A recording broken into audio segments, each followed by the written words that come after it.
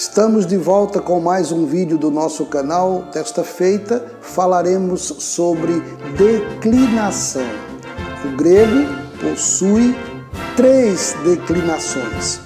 Nós iniciaremos pela chamada segunda declinação, por ser aquela que comporta menos variações, aquela que é mais fácil de ser absorvida pela nossa compreensão. Depois, em outros vídeos, abordaremos a primeira declinação e, por fim, a terceira, que é a mais complexa. Faça contato por intermédio dos nossos comentários ou via e-mail. Um grande abraço e vamos ao nosso vídeo. Declinar é flexionar. E no caso de declinação especificamente, nós vamos flexionar classes de palavras que não são verbo. Quando se trata de flexionar verbo, nós convencionamos chamar de conjugação. Então, declinação convém a classes de palavras que não verbo, e conjugação convém a verbo. Quando nós tratamos de desinência, nós pensamos que em verbo nós temos a desinência verbal. Quando tratamos de classes de palavras que não verbo, temos a desinência nominal. No caso dos substantivos, dos adjetivos, pronomes, em grego, nós teremos que estudar a desinência nominal. No caso dos verbos, como nós já começamos vendo o presente ativo indicativo dos verbos em ômega e dos verbos em epsilon ômega, nós vimos a sua conjugação e nos deparamos com as desinências verbais. Muito bem. O que é que as desinências verbais trazem para nós numa frase? Elas vão nos apontar a função que cada palavra, que cada classe de palavra, como diz o nosso texto, exerce no discurso. Numa frase, dependendo da posição que a palavra se encontra, ela terá uma função que será identificada pela sua desinência nominal. Muito bem. Então, em grego nós temos 3 declinações, com variações de formas em cada uma. A que menos varia é a segunda declinação. Por isso nós iniciamos geralmente por ela. Os compêndios de gramática grega geralmente começam pela segunda declinação, por ela ser mais fácil de ser absorvida, né? Muito bem. Ok. Quando se trata de declinação, nós estamos pensando no estudo morfológico. No caso desse estudo morfológico, nós não nos ateremos não teremos um contato com a semântica das palavras propriamente.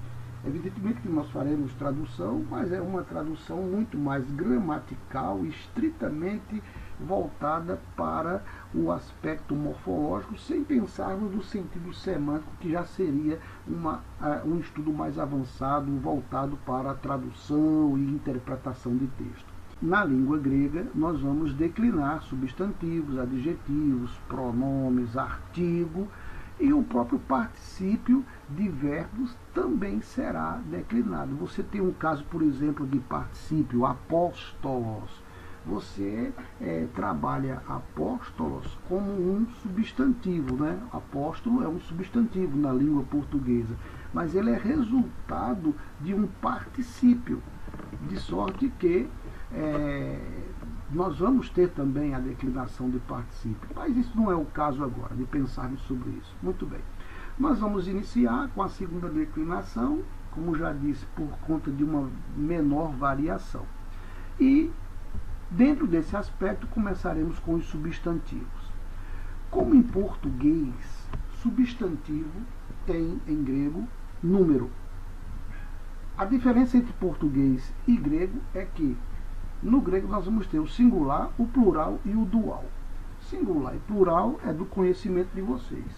Dual atém-se àquelas circunstâncias em que nós analisaremos, por exemplo, partes do corpo. Quantos olhos nós temos? 2. Então, quando falarmos em olhos, em grego, poderá aparecer um dual. Por quê? Porque é uma realidade que sempre tem a apresentação de 2. Mãos, 2 mãos. Rins, são 2 rins. Né? Orelhas, 2 orelhas, etc. Todas essas realidades que são constituídas de pares, então elas possuem em grego um número dual. Isso será visto no futuro. Muito bem, como em português, grego também há gênero. No nosso caso aqui do grego, nós vamos estudar o masculino, o feminino e o neutro. Perceberam então como é? Em grego nós temos também o neutro. Ok, o detalhe nesse ponto que está aí no texto é que o gênero em grego é gramatical. Por exemplo, um substantivo em grego que é neutro, ou seja, não tem uma conotação gramatical de masculino ou feminino, palavra barco, em português, tá certo? Em grego, ela tem um gênero neutro. Para nós, barco é o quê? É um substantivo masculino, mas em grego é um substantivo neutro. O gênero de qualquer palavra não é determinado pela natureza da coisa, designada pela palavra. É isso que está aí. Então, no caso do grego, nós não temos essa designação de gênero por conta da natureza do objeto, como em português. O fato é claro que antropos é homem no seu sentido genérico e é masculino. Gne é mulher e é feminino. A palavra teknon. Teknon significa criança. Criança em português, no caso, é uma palavra de gênero feminino. Por isso que você usa o artigo a criança. Tá certo? A criança.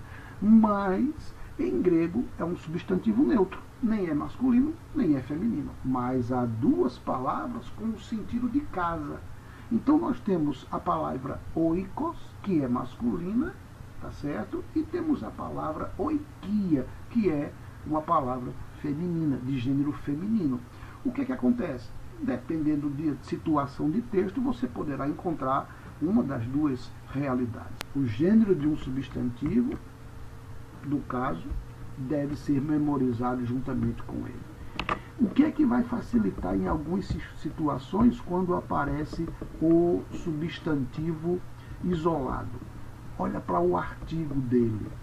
O que é que demonstra, o que é que aponta para o masculino, para o feminino e para o neutro num texto? Via de regra, o artigo.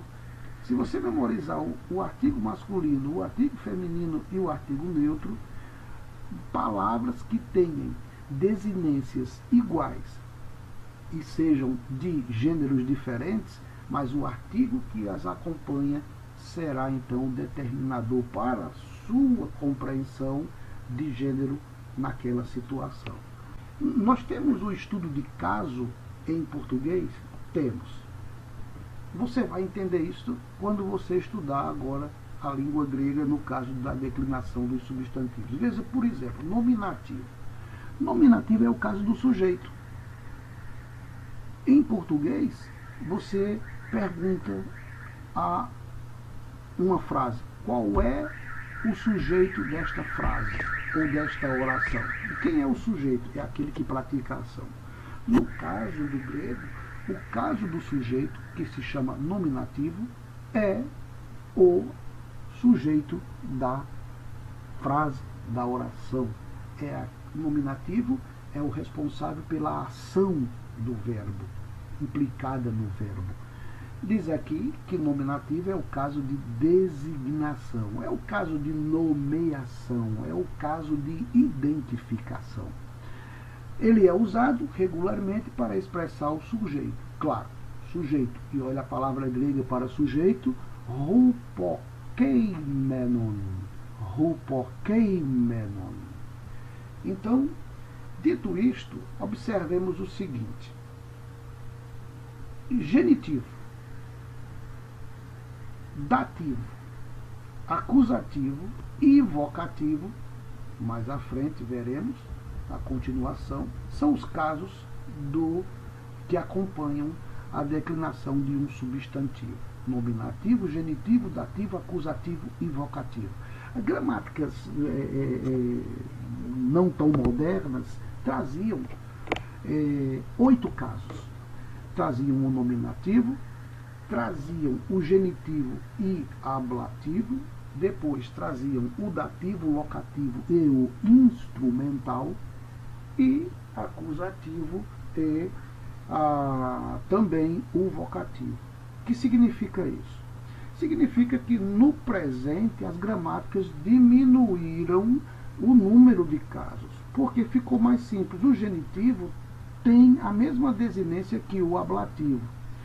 O dativo tem a mesma desinência que tem o locativo e o instrumental. Então, o dativo incorpora o sentido de locativo e instrumental, e o genitivo incorpora o sentido de ablativo em termos de desinência. Pois bem, sendo assim, nós vamos estudar esses casos, cada um de per si, para a nossa compreensão melhor do assunto. Assim chegamos ao final do nosso vídeo e esperamos que você tenha apreendido todas as informações. Não esqueça, é a revisão do assunto que nos habilita cada vez mais a uma compreensão daquilo que nós estamos a aprender. Voltaremos com a continuação do assunto declinação. Boa sorte e até o próximo.